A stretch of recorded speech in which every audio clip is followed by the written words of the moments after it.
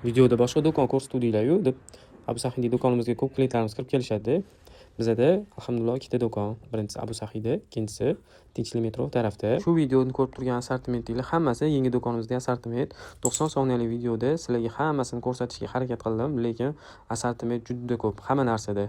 Misol uchun xrustallar deysalarmi, biser yaponskiy biserlardami, Xitoy biserlardami, undan tashqari luks furniturada ham assortimentimiz bu do'konimizda ancha yaxshi. Directimga ko'pincha savol berishadi, shunaqa do'kon ochishimga taxminan nech pul ketadi, nech pul bilan boshlasam bo'ladi deb.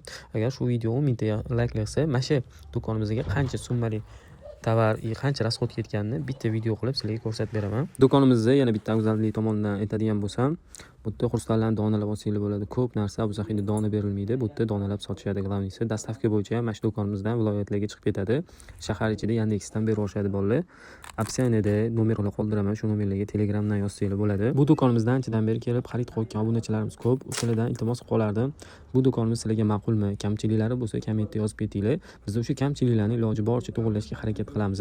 Eng muhim narsalardan yana bittasi, bu videoni qilishimdan maqsad ham shu bo'lgan. Shu do'konimizda nimalarni sotishimizni xohlaysizlar, nimalarni qo'shib borishimizni xohlaysizlar, shu to'g'risida kommentda yozib ketsanglar, biz Xitoyga borganda shularni inobatga olib, shu narsalarni qo'shib boramiz, xudo xolasa.